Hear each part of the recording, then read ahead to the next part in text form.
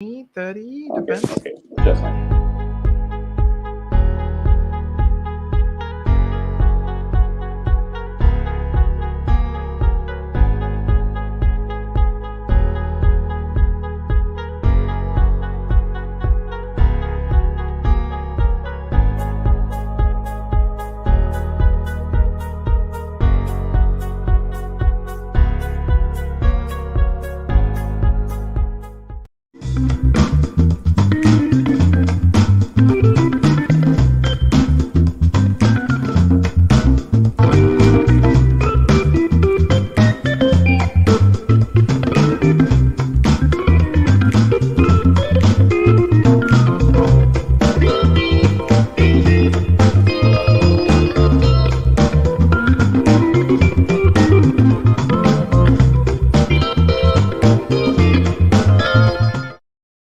Okay, we back.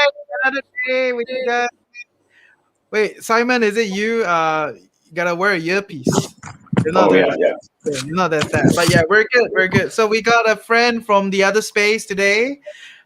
so Yeah. well, welcome back to Entrepreneurship Show. Yeah, we're gonna talk more about entrepreneurs and their shit that they go through, and we learn together as a collective, right? So then we can all kind of reduce our mistakes and optimize ourselves, make it easier for all of us, right? So Simon here, our friend, is from the space. Essentially, they're in the super far end of the deep tech, which is space technology. And you would probably never have thought that hey, Singapore could have a space company, right? Are we gonna launch a rocket from Singapore, Simon?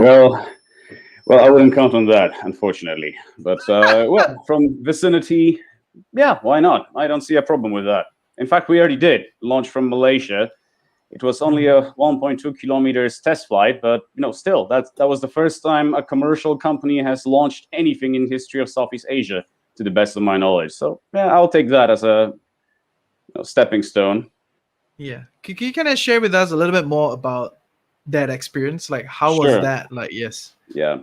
Okay. Yeah. So without turning this into a pitch meeting, we basically create systems.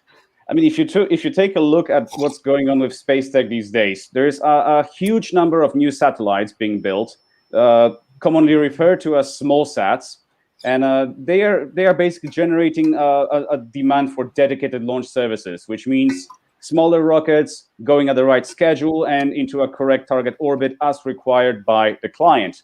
And here's a little problem, because rockets are still notoriously unreliable and complicated.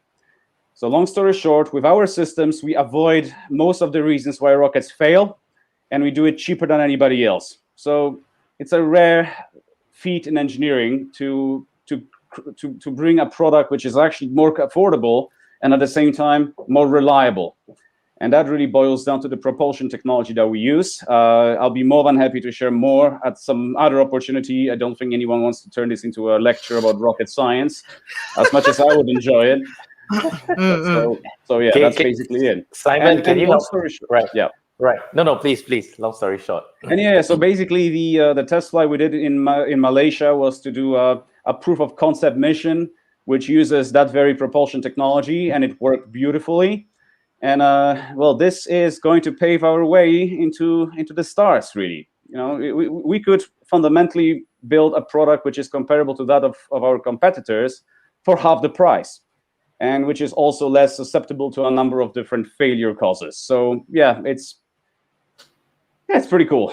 And we actually launched that thing in Malaysia, despite everything, last year. And that was a shit show by itself. But Simon, help me understand, or help us understand, why would anybody want to launch a rocket into space? Who are the type of clients that would want to be doing something like that? Sure. Well, satellites really provide two things to us: data and connectivity, right? And scientific knowledge and navigation. So that's four things really. But majority of commercial satellites either collect geospatial information, or they provide a variety of different telecommunication services. And the unit economics of building satellites have evolved so radically in the last 20 years that it's actually more affordable to launch a fleet of small satellites than laying a fiber optic cable under the sea, for instance. And you actually get to cover a larger area this way. So I like to really compare that satellites to our eyes and ears in space. Without them, we are, well, we can function as a civilization, but not as a modern civilization. That's for sure. We don't know where exactly we would actually be. We would struggle to maintain long distance communications, and also struggle to maintain situational awareness, whether it's whether in the context of an agricultural operation or whether in context of defense. So that's what satellites do. And again, it really boils down to the fact that satellites nowadays are just so radically cheaper and so radically easier to build compared to 20 or 30 years ago. So you can think of us not as a rocket company, but as a transportation company, actually. And it just happens so that the only way to launch a satellite into orbit is by using a rocket. So that's it. Yeah, so it's just the tool of choice, really, for us. There are many other things you can use with rockets. Is that what I'm hearing? Well, I'd rather not. Okay. Okay, fair. Let's not go there. But yeah, it's not every day someone starts a rocket company, right? Maybe you could kind of walk us through how did you end up in this like deep end of the tech space? Easy. Ron Howard and Tom Hanks. Apollo 13. If you haven't watched that movie before, do yourselves a favor. It's on Netflix Singapore right now. So, if you're looking for something to watch tonight or tomorrow, you won't regret Apollo 13. And it came out in, I think, 95. And this was like in the 90s, man. Exactly. And I was like 4 or 5 years old when I was watching that for the first time on like this rusty VHS. And I was just looping that VHS tape over and over and over again. And since that point onwards, I knew that eventually I want to be involved in not just space tech, but quite specifically with launch, because that launch sequence in Apollo 13 it's just pure magic. No one has produced a better launch sequence in any movie afterwards, before or after, really. So yeah, and well, of course, life threw me from one place to another a couple of times. I ended up here in Singapore. And Singapore, I mean, I was here since I've been here since I was 15, essentially. So that's the age that lots of kids start building rockets. And here's a little problem. How the hell can you get solid propellant in Singapore? Because technically speaking, it's an explosive.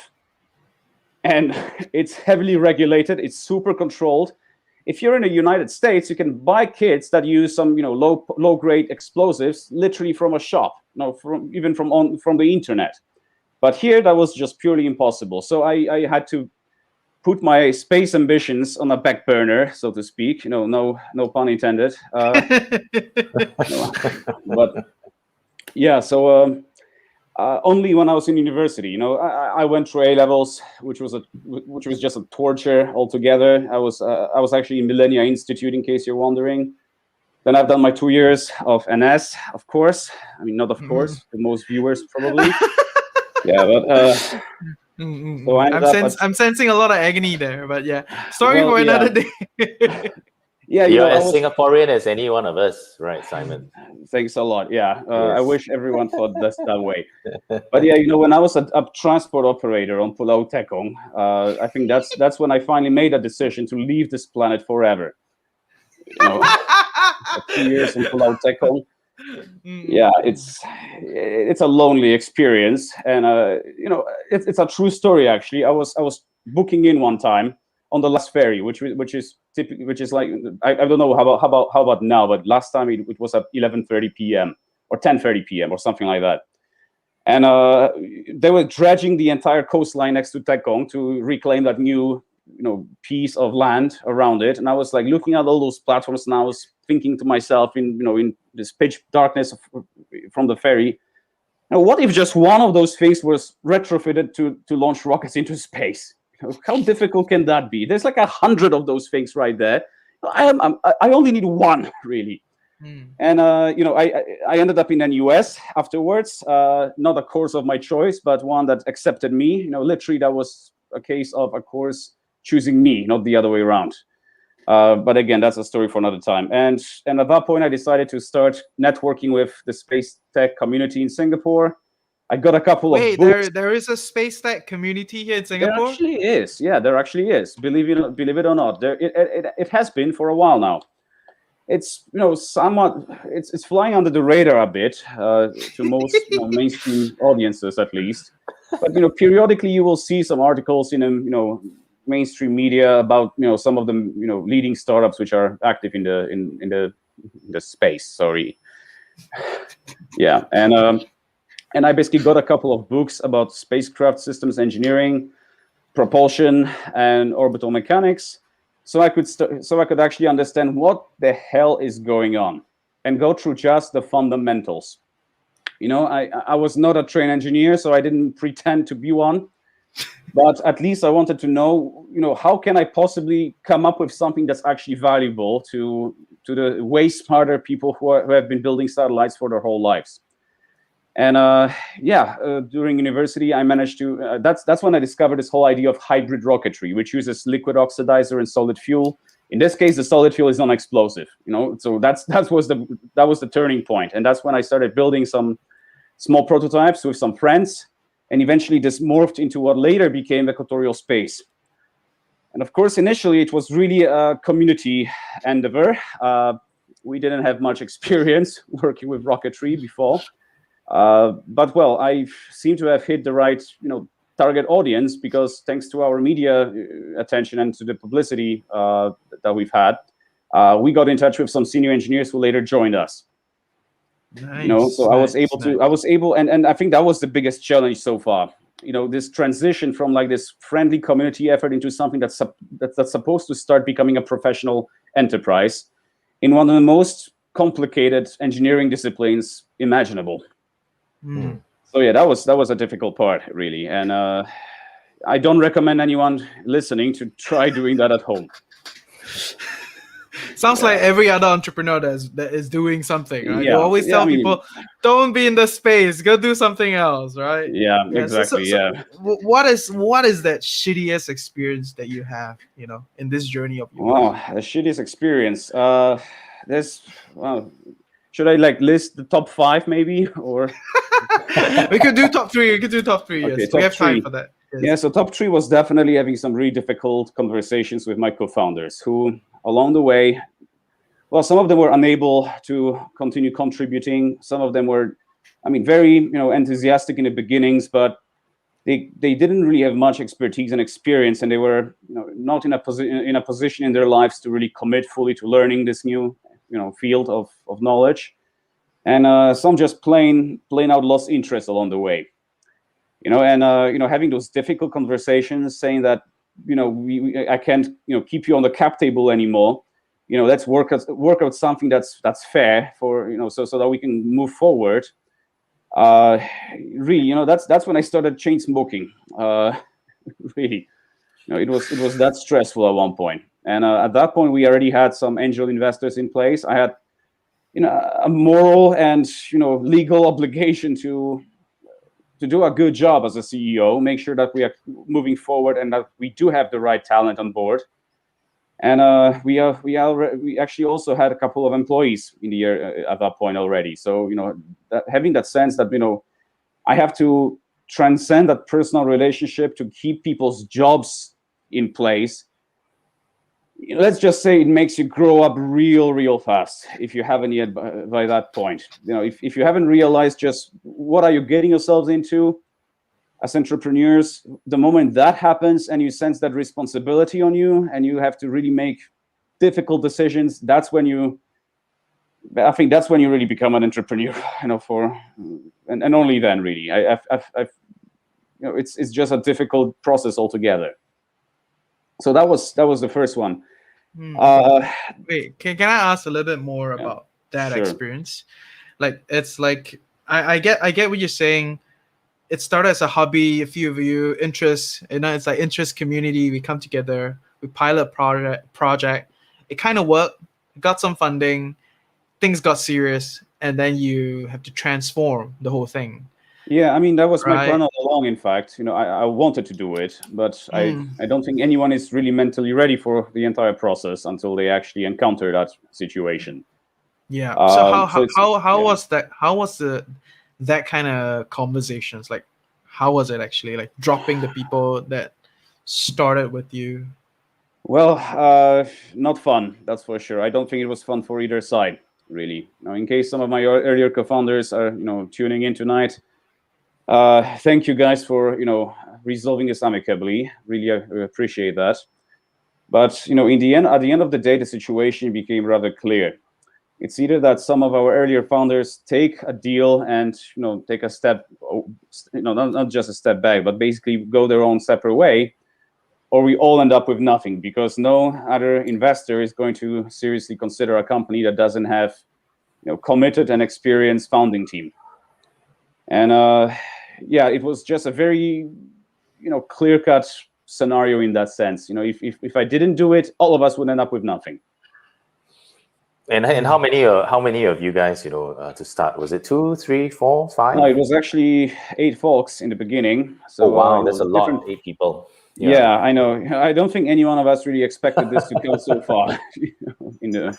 Not since the early days, And it was just, it really took a toll on the relationships that we had. Many of the university friends I had were, we no longer really speak so often anymore, or at all, in fact. And it feels shitty, honestly. I didn't want it to end up like that, but at one point you really have to just make a choice. Well, what do you want to do with your life? And do you want this company to work out, and do you want to make sure that it's ran by well-qualified personnel, and it's got the necessary building blocks for serious fundraising? Or do you want to, just fold the whole thing down and, try something else, without sacrificing, some personal relationships? But yeah, I think it's just, it's Soren Kierkegaard. Then if you do, and then if you don't. I like later Michael Foucault will come out, but anyway, yes. So I think I feel like you're still processing this part, like emotionally. Honestly, I was for a while, but 2020 it's with a whole different artillery, whole different repertoire to process. Yeah, so I thought this was all tough and difficult. Literally. Oh, hello. Oh, so cute. It's Ava. Okay. Hello. You want to say hello? No. Okay, then you're going to step back away. Hey, Ava has one like. Okay, Reggie, we have to stop swearing now. Yeah. Too many kids. She's run out of the room already. She just all right. Give us an advance warning before she comes back. Yeah. All right. Okay. Sorry about that. I want to know, cutting the relationships and making those hard decisions, they sound very external, right? These are the moves. You do this, you do this, you do this. But how was the psyche going through this whole process? Well, and I think I speak for every entrepreneur, regardless of field of work. At one point, you basically feel like you're about to lose your mind, and like you wake up in the morning, with cold sweat, and you can't believe that you're actually doing what you're doing, and you're not excited over it. You're just terrified. Yes, I think that's one of the largest, the most prominent emotions I've been feeling, in many of those key moments, really, just pure, fatigue and fear, really, in probably equal proportions. But yeah, this wasn't easy, but we moved on. We sorted that out, and in the early 2020, I was looking forward to the future. I decided to, on a personal level, I decided to quit smoking and, be healthy and, be positive. And guess what I did? Guess what I got? I got COVID positive. So, you really have to be careful what you wish for. Right. Yeah. So, that was part of it. But, I got back from a conference in London. I flew in because, it was we are about to do our test flight at that point, and I wanted to reconnect with some of the potential clients and investors that I've spoken with previously on multiple occasions. So I flew there, I got back. The conference was literally one day long. I went to a pub afterwards. Probably that's where I picked something up more than gin and tonic. And and yeah, basically I flew back, and after 1 week I started feeling a little under the weather. I told my team to self-isolate. Guys, stay at home, avoid any elderly people, especially your family, including your family members, and I'll get myself tested, and I'll let you know what's the result. And guess what? Bum. Yeah, I had COVID. So I was 16th of March when I got hospitalized. Again, nothing serious. I was perfectly fine. I was medically safe and all of that. So there's nothing to worry about that. I was just shit posting on Facebook a lot at that point, just to pass time. And 2 days later, the whole world shuts down. It was surreal watching that from an isolation room. And just so that you know, I used to stay in Johor Bahru up until that point. I haven't been to my house since March 16 last year, and yeah, for a long time I was basically vagabonding from one place to the other, and that itself affected us in a couple of ways. First of all, circuit breaker meant that we cannot really work at the office. So we focused on designing things instead for the time being. But the more crippling part was shutting down the borders. And we can't do rocket test flights in Singapore. It's impossible. Even for the ground testing, we were doing that in Malaysia, actually. And suddenly we were completely immobilized. The entire strategy that we had just fell into pieces. There was no telling. I mean, there's still no telling how long more is this whole situation going to last. So I basically canceled any remuneration I was paying myself at that point just to survive. I took that hit. And all of us took a 40% pay cut, aside from myself, because I just... You took 100%. 100%, basically, yeah. Yeah. So yeah, and that was just to extend our runway as much as we can. In the meantime, in July, I suffered a personal loss as well. So I had to travel to Poland.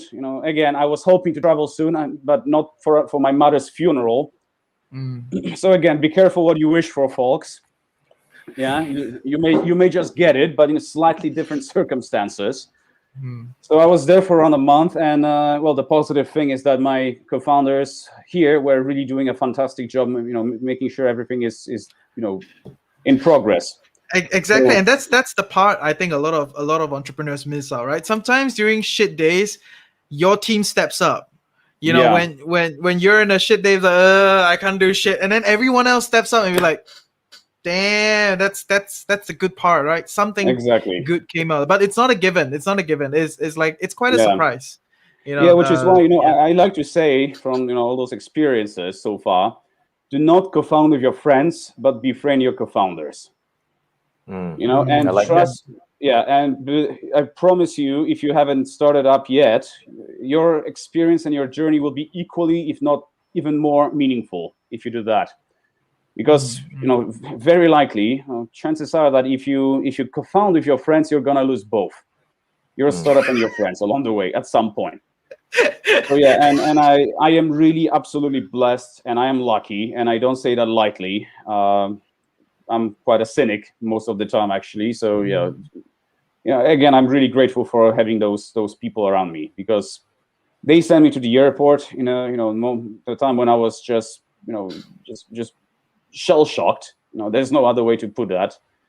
And they were the ones holding fort here on when I was away. And at that point I realized that we really got a rock solid team in place. And of course you have to grow, and sometimes there are changes, people come and go, but the core is really super important. And how the rapport that you've got together is it can really make or break the whole company. And in our case, we survived. Our angel investor, who's also our very good friend, chipped in a little extra cash so we could ride out until end of the year. And we actually got to travel to Malaysia under this whole reciprocal green lane program before it shut down in January. So we literally just we caught that one window of opportunity. And in December, we did our first test flight, and that was the first time any company in Southeast Asia has actually done a test flight with a rocket that was built in Southeast Asia. And that's a pretty good deal, considering we've been surviving on pretty much shoestring resources compared to other startups in Europe and North America and other places. So yeah, so 2020 definitely makes the top 3. Yeah.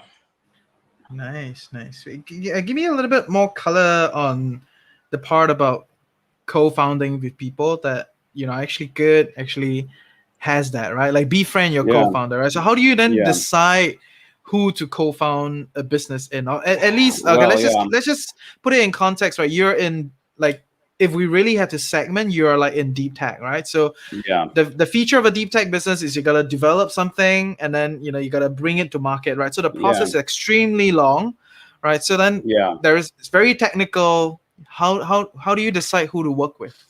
Like who to co-found it? That is well, you could probably write a book about this question, really. Again, it really depends on a situation, and I can't speak for everyone with the same yardstick, but I would say I can tell you what I would look for in a co-founder now if I was to like start from scratch, and what would I avoid? First thing to avoid is uncomparable level of commitment. If someone is trying to become a part-timer with your startup, run away. That's not going to work. Your investors are not going to buy it. Your potential investors are not going to buy it. You'll be struggling to do a lot of the necessary technical milestones if someone is not fully committed. So that kind of brings us to a generally similar life situation, similar set of priorities. So co-founding at a pretty young age before you get married is probably a good general guideline, but again, it really depends on the situation. A good co-founder will bring in a unique set of knowledge, which is relevant to your work. By unique, I mean you can't just get subcontract someone to do it for you. That's why probably someone who is a trained secretary is not a good co-founder, because you don't need a co-founding secretary. You literally just outsource that to a secretarial firm. Even if it's someone who's very good. So that's why the uniqueness comes into the picture. And relevance, it's really just to ensure that their set of expertise, their previous work, possibly IP that they might be interested to bring into the picture in exchange for equity, is actually driving the effort, and it's actually making a cohesive sense with your general strategy. So those are the two things that I would look for. Three things really: the relevant, value, unique experience that brings a lot of value, and also full commitment. Those are the three things which are really, really important. And the rest, well, nobody's perfect. There will definitely be some, there may be friction, between people who are, 100%. There will be friction, bro. It's not me. There will be friction. There will be some, yeah. So, but the thing is that, there's really two kinds of people you can bring into your company: net contributors and net time wasters. And you have to make sure that you stick to the net contributors. Sure, there will be tougher times and moments, but make sure that they are driving that effort forward and not sideways, not trying to break you apart. So that's Simon, with Equatorial Space, right? Has it been? We hear of a lot of co-founders where it was a serendipitous meeting, at a friend's house or whatever. How did it happen for your company, or was it like a curtain call? Come on, everyone, send in your resumes and let's make a decision from there. Well, it was a bit of a wild card play, kind of operation at first. And I just roped in some people who were from comparatively relevant backgrounds, and I started teaching them whatever I knew. And we did build a prototype that got us into the incubation space at NUS at the hangar. So that was the early days, and I was just riding on that hype for a while. But yeah, the truth is, there's you can do quite a bit of generic work like that, but you can't bring anything that's actually unique. You can't develop new technology like this. it just takes way too much time and way too much relevant experience, to do that. And again, commitment. So yeah, another thing, with regards to like looking for co-founders, to those of you among the listeners and viewers who are yet to incorporate, don't necessarily limit yourselves to your current circle. Go on LinkedIn and you'll be surprised whom you can really find and how excited those people may be to work on something again.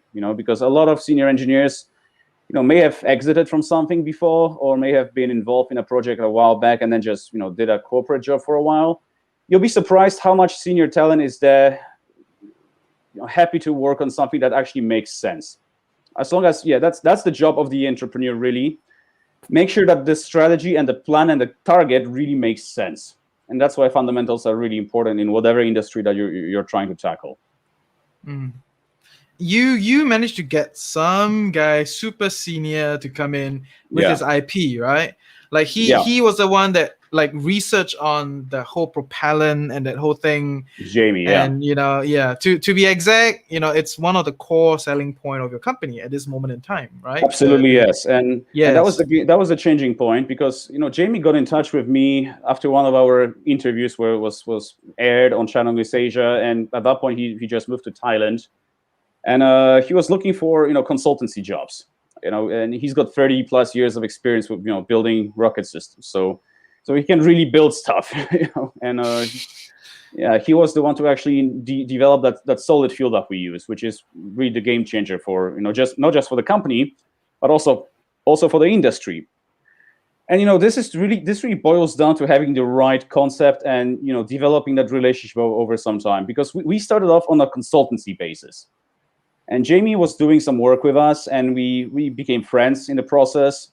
And roughly a year later, when I was making this entire restructuring, I was able to go to Thailand to fly in and meet him in person and actually broker a deal.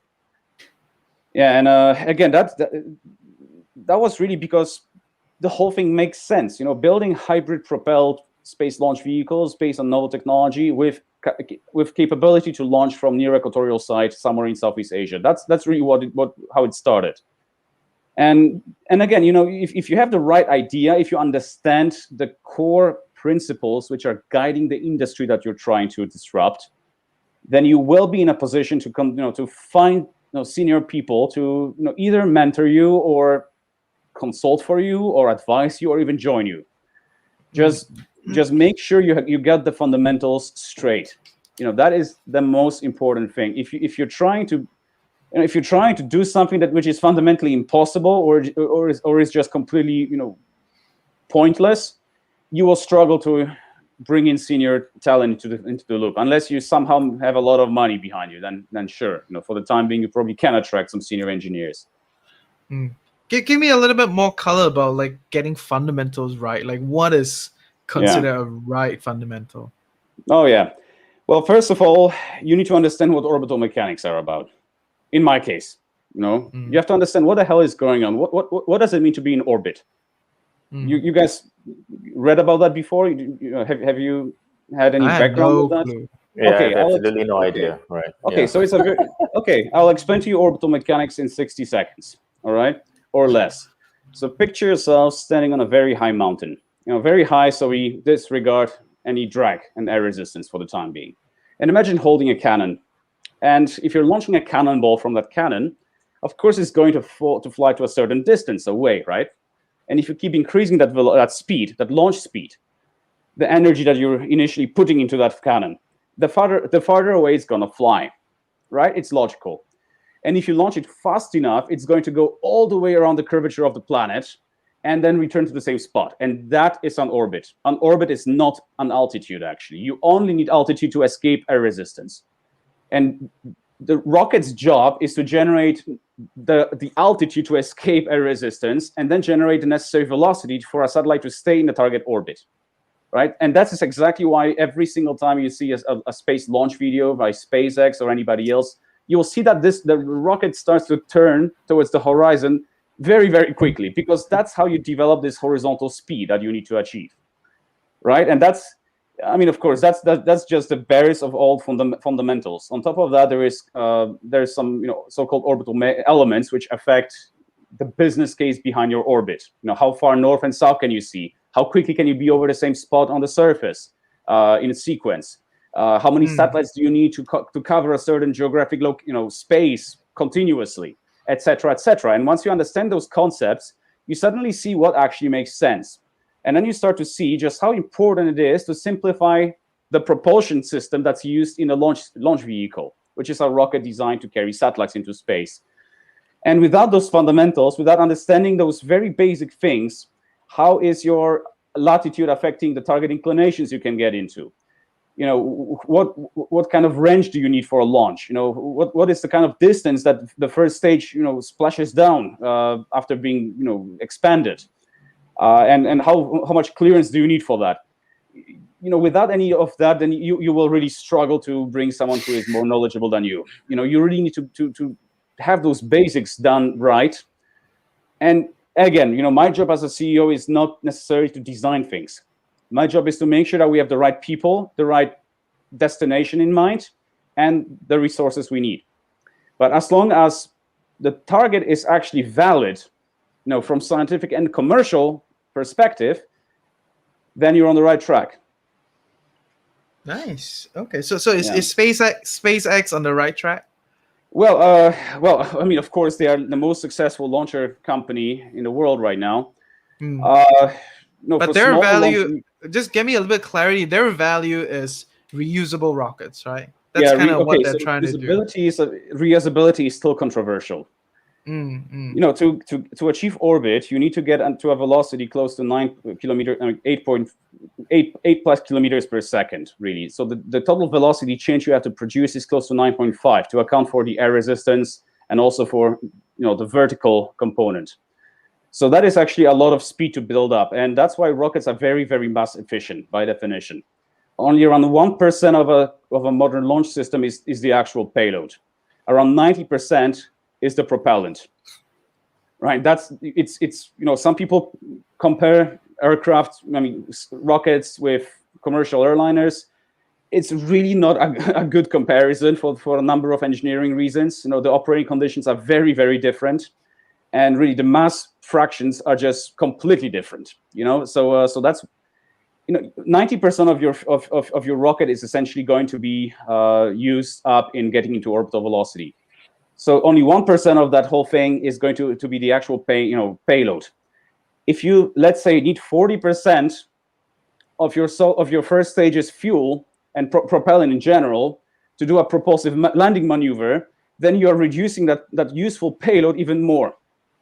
And at one point, you're down to maybe 0.6, 0.7% of the whole mass, and the launch cost remains pretty much unchanged. Under that situation. So yeah, that means that your savings on a per kilogram basis don't have to be very great actually, and that's what you can see from a lot of the published information from SpaceX actually. But the more important thing is that every time after you launch and fly and land a rocket, you have to take a lot of time to actually retrofit it for the next flight. It's not so simple as just refueling and launching it again. You have to go through the plumbing system, make sure there is no soot residue, and deposits in the turboprop machinery. You have to make sure that your whatever ablative materials are replaced. And there's plenty of maintenance work to be done before every flight. So that itself is expensive.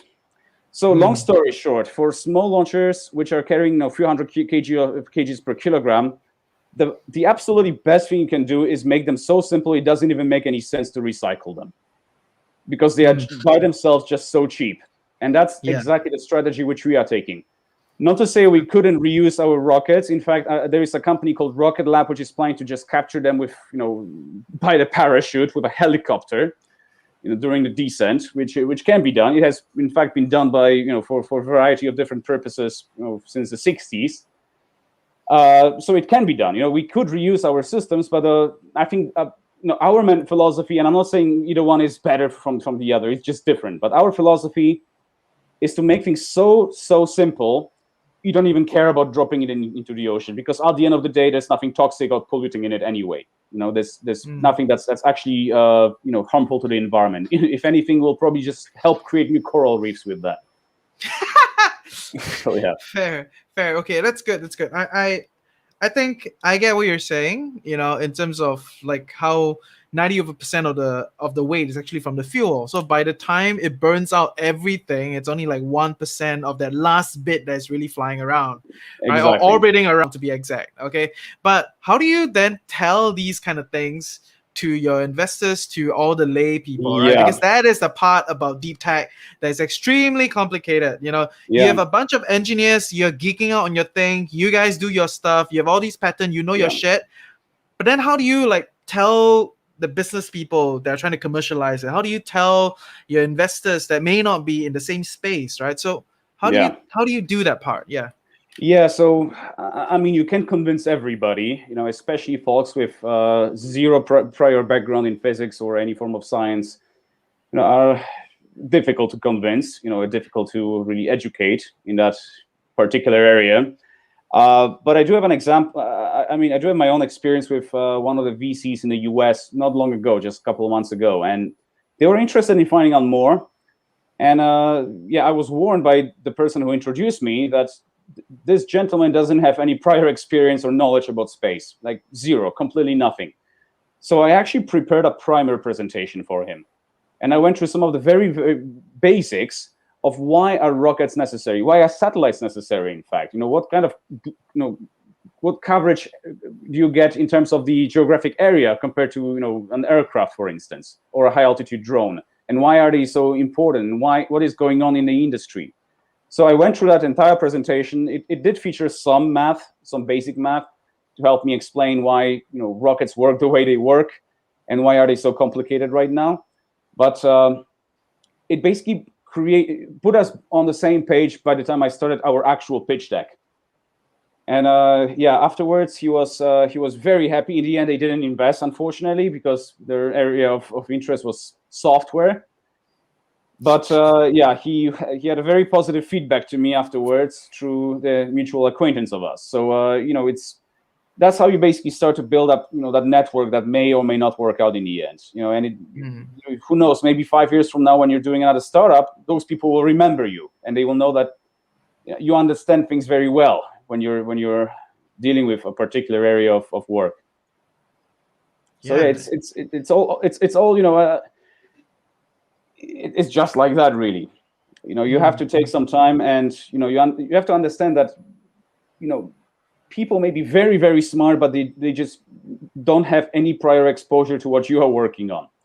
And the same goes for me when I listen to pitches of some deep tech companies. And very often I just don't have no clue what are they really talking about. So I try to put myself also in a position of an investor listening to deep tech to help me streamline the presentation and the way I explain things to them. Nice. Specific to your space, specific to your space. Like in the US, we have NASA. Even in Japan, there's JAXA, and but in this part of the equator, in this part of town, we don't have big space agencies here. Yeah, and I have no idea why. Because Southeast Asia could actually form a regional space agency if we just wanted to, really, if there was any political will, and pull some resources into a cohesive space program. And lots of people will be complaining, not really complaining, more like shooting down such ideas. That there is a lot of poor people to take care of first, and there's a lot of problems back on the ground. But this is what people get backwards. Rich countries don't have space agencies because they are rich. Rich countries are rich because they have space agencies, because they produce that amount of multiplier with any technology that's later going to trickle down into consumer use, and that's because they just get a much more capability to control their own territory and maintain sovereign integrity. So it's really exactly the opposite of what people typically think. And space agencies hire thousands, depending on which one, of course, but can hire up to thousands of engineers. That's thousands of well-spent dollars, on a monthly basis that can further propel the economy. And again, it boils down to the level of innovation that space programs produce, and which can be commercialized later on. And that itself is providing a massive multiplier effect to the economy. You know, I can't give you the exact figure right now, but I've heard that, you know, somewhere that it was like something like 20 times the amount invested. That was the actual multiplier that was received from space programs. And you know, I don't think any country that really wants to, you know, be respected in, you know, not just space but also on the ground wants to avoid having a space agency. Fair. But interesting. Yeah. Go ahead.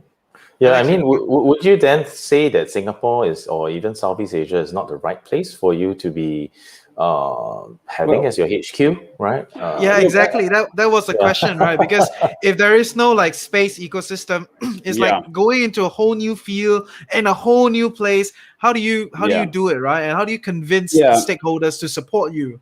I mean, you know, this is a difficult one because, you know, launch business especially is by its very nature inherently global. So it's not like, you know, you can set yourself up in Southeast Asia and have and be like, you know, be, you know, just tapping onto that, you know, market, you know, which is available regionally. If someone has a payload to launch, they can talk to someone in the US or India or China or Australia or Europe, and you have to compete with all of them at the same time. And this makes it a little more difficult. But at the same time, I think, I know I do feel pretty personal about. I mean, I feel pretty strong about this. That there is a lot of talented people in Southeast Asia who don't get the chance to work on those technologies themselves, not on launchers especially. And those who do get to work on satellites essentially spend money to, you know, outside of the region to get them into orbit. And, you know, my question is like, why? Why wouldn't you want to support that sort of capability to be present in a region? And, you know, especially nowadays, you know, good luck traveling to India for your launch campaign or, you know, coming back. It's just, you know, it shows that it's really a good idea to have someone available locally or, you know, in a vicinity, in an immediate vicinity. And well, I like to think that there is a lot of potential with us working in a, you know, essentially the bluest of the blue oceans, in a region which has some efforts, but, you know, largely very fragmented efforts in space commercialization and space exploration. And I think that we actually we are well positioned to become one of the driving forces of that great renewal across Southeast Asia. That's what I would like to see, you know, before I die. Hopefully not so soon. Yeah, but I would definitely not from COVID. But the thing is, I get that pitch. I get the whole idea that there's value in blah blah blah. But how did you like, you know, survive in such an environment? You know what I mean? Like, how do you even convince people? It's like you're trying to sell something that nobody here cares about. You know? Yeah, well, it's not easy. As you definitely understand, it's a long-term process, really. You know, and it's a long-term process in which you slowly develop this interest around you. But you are absolutely correct in you know, reliance on such new environment with no established ecosystem, without a, you know, well-funded space agencies which could serve as, you know, as client for commercial launches, or even, you know, just as a source of validation to the technology. It is a crippling problem to us, unfortunately. And for that reason, we are going to set up presence in Europe and Australia moving forward, and in Thailand as well. So we need to tap into existing ecosystems to reach our full potential. There's absolutely no doubts about that. In fact, in September last year, I did reach out to NASA, inquiring about the so-called Space Act Agreement, which I already knew they do sign with some foreign companies. And it essentially may involve some joint research work.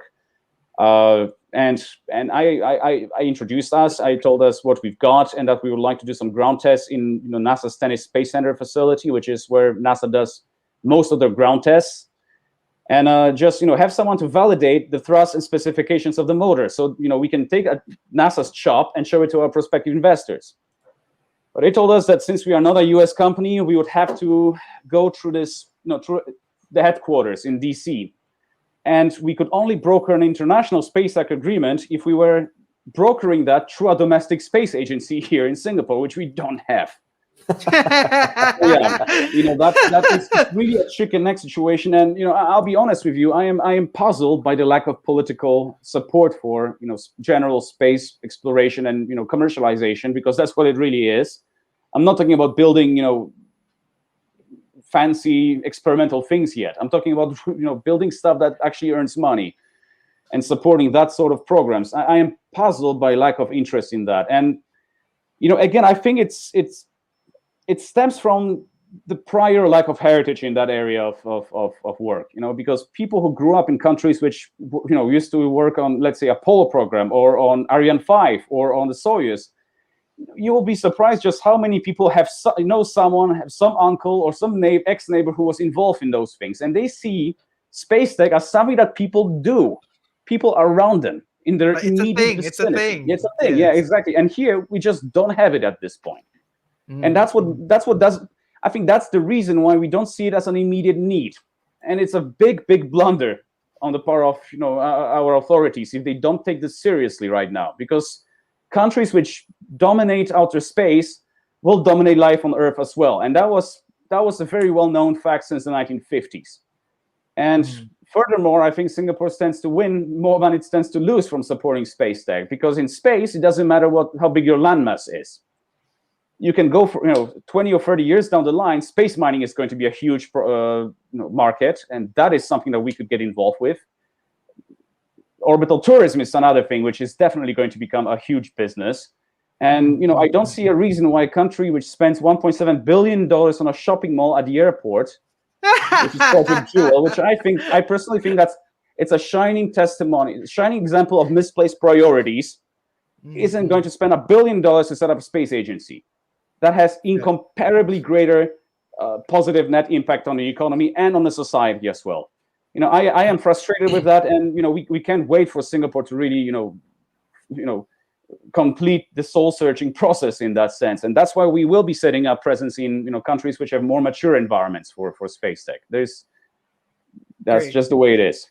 Yeah, I totally get that. Especially frustrating when you're in space when you're in spaces that are extremely regulated, right? It's not like just a software company. You could just set it up and you could just direct sell to consumer. You are doing a very specific, it's like people trying to develop a technology for like hydroelectric dam, or geothermal technology, those kind of stuff. We actually want to have some regulations in place, so we can tell our clients overseas that, okay, we've got a launch licensing regime in place in Singapore. We can put a launcher on a barge, send it to the Indian Ocean, and launch from there.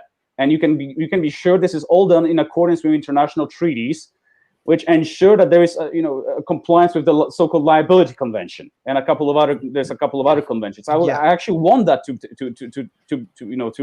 be implemented. But that doesn't seem to be a priority for the government right now, which is really again it's a huge pity. Fair. I totally get that part, but in retrospect, as an entrepreneur in these kind of spaces, like doing this like super uphill work where you still need to convince authority, where you still need to find a way to survive and all that, right? It's definitely crazy hard and all that shit. I think you've shared a lot. How do you then manage yourself then in this process, like to keep chugging along, and all that stuff? Okay, so I'll be honest. I do take time off every now and then. I think it's. We've been doing this for the past 3 years, and there were some like really crazy periods of time. During the launch campaign, we basically didn't sleep for 3 days straight. But normally, I try to give myself some time off almost every day, just to rebalance a little bit. That's basically it. This and single malt, I suppose. That's my second secret. How to hold it all together. Single malt. And I've been actually, man. I'm jealous here. I'm dry in here tonight. Just for Reggie, that's for you, man. Thank you. I don't want to say something stupid under influence. But Simon, I really, I am deeply intrigued and deeply fascinated by what you're doing, and in fact, I find it very, very it's not just deep tech for me. It's very sexy, the kind of work that you're doing. I am very amazed that the investors or the VCs are not interested in what you guys are doing. You talk about Well, authorities yeah, and yeah. it's an uphill battle. Yeah. Who are the people in Singapore, or which industry or which ministry is actually in charge of this? Is it like the Ministry of Defense? Is it like, I don't know, who? Yeah, so we do have something which may at some point become a space agency, and it's called the Office for Space Technologies and Industry, or Austin for short. And it's a part of the Economic Development Board, actually. Mm-hmm. And we have a great relationship. I'm very happy with the amount of enthusiasm the new team over there started bringing since a while back. And okay. Well, they are very enthusiastic and very committed to growing this ecosystem. But again, that takes time. And sooner rather than later, we will need to have a proper space agency anyway to issue some basic guidance and standards, and even some basic regulations. And on top of that, having a space agency also means having a space program. And space program typically gets third-party supplies from the commercial sector, which is what helps companies in our line of work grow. So that's why it's very important.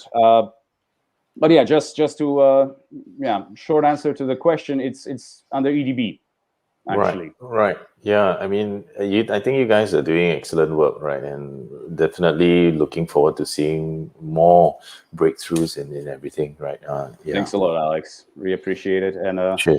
it's good to hear someone say nice things rather than just shut us down all the time. Well, I watched this docu series, not docu series, like a documentary. It's called Dreamers. Not sure if you've heard of it. I'll send you the link, after this. So it's also it's talking about all of these, and it's Richard Branson is in it, talking about his Virgin Galactic, launching to space, and how these people also dreamed of the idea of launching the first commercial rocket that was not from NASA, right? And all these other people that dreamt of things as they were a kid, and eventually went on to do something great. So it's a lot about entrepreneurs as well. And I could so see you, being in that series. So yeah. It's amazing. It's amazing. At this point, I see myself more in bed than on any series. Yes. Or rather, okay. Yeah. 2 years. I mean, sometime down the line, when things have stabilized a little bit more, I see myself somewhere in some beach resort, sipping on a cocktail. Nice. I think that's a bigger priority for me right now. Just survive and chill out for a while. Yeah. But thank you very much for your kind words. Alex. After you send your McSpicy to space, right? That's the goal. Yeah. Yes, that's I'm the a huge aficionado of McSpicy. Yeah, greatest burger ever made, really. Great. Yeah, McDonald's sponsor us. Yeah, sponsor. we'll put stripes on the rockets. But yes, color theme.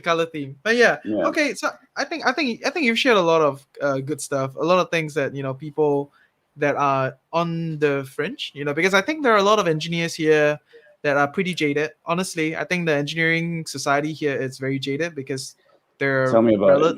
Yeah, they're relatively underpaid. The society is trying very hard to recruit new blood, new talent, and get innovation going. But the ecosystem here is in shambles, right? We don't have a very big engineering sector here. We don't have a very big deep tech sector here. We are trying. I think credits to what it is. People are putting money and all that, but a lot of times it's not just money, right? A lot of times it's their ecosystem, the talent pool, the dreams of the people that want to do it, and all their jazz, right? So it's not so simple. Yeah. So it's a bit of everything indeed. Yeah, it's a little bit of everything. So I think if someone is listening and they're considering running a deep tech startup, other than all that you have shared, what are some other things that you think they should know before we wrap this up? Go to the US. No, you're just kidding. Okay, I mean, that really depends. I mean, I do have to say that location really matters. And, in our case, location has a lot of potential, but it's also a difficult place to get started. And, you don't go to Pyongyang to start a political party. There are places where you go to do things and places where you don't go to do certain things. And, just make sure that aside from the right talent that you bring as your co-founders, that you're picking the right place to be doing your business, because that's going to affect everything for you. companies which have been just slightly older than we are in the US have been raising 700 million so far. We have so far raised around 600,000. And yeah, that's the kind of comparison that's unfortunately, the case. So be very careful which place do you pick, which ecosystem. Go for something that's going to help you grow ASAP. Ultimately, that's what you want to achieve. If you have interest spearheading some local environment or ecosystem later on, please do yourself a favor and get the money first.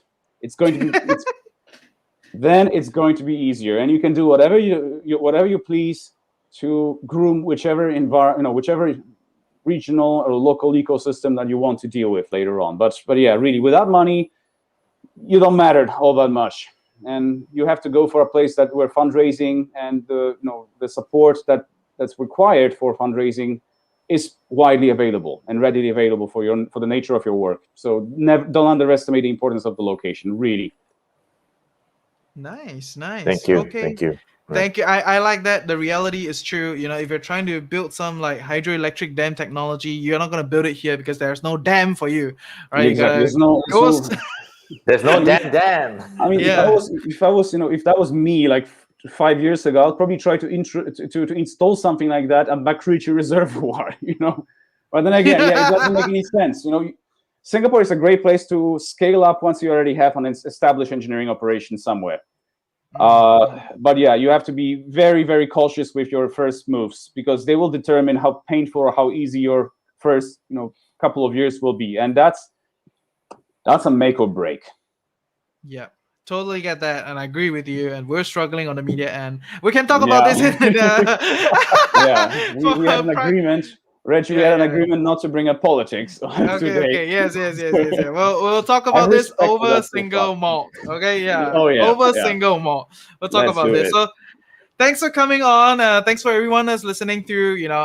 We'll pick up great snippets for everyone. And I think Simon, thanks for sharing all these real juices. Of running a deep tech company, which is extremely, extremely different, extremely difficult. Relative to a lot of other things that people are starting, whether it's your cafe and blah blah blah and whatnot. So if you want to do the engineering thing, you have a big idea, you're an inventor, you're trying to do some stuff. Maybe you could connect with Simon on LinkedIn, and then he can share with you some extra thoughts and all that good jazz. Right. So thank you for tuning in. Yeah. Your LinkedIn is spelled exactly the same way. And Reggie, thank you so much for having me, and it was an absolute pleasure to share. I would love to come back sometime if possible. Yeah. We'll plan something else, right? So this is a good jazz. So yeah, for everyone else, if you want to continue to get good content and stay connected and enjoy our stuff, head over to thefinancialcoconut.com for more updates and details. Next week we'll have another friend of mine, which is running a very stereotypical business, which is like photography, but he gave up the whole thing here. He went to Vietnam. Right, so he's like doing a killing in Vietnam because Vietnam grew at double digit for the past 5 years. For everyone that don't know, Vietnam has been growing in the midst of the teens, for the past 5 years, and photography and content and everything is booming there. So he's been having a great ride, and I'm gonna get him on to talk about something that most people here are doing, but he is really making a big shit, right? So exactly the part about location. So thank you guys. We'll see you next week. Take care. Woo! Good weekend, guys.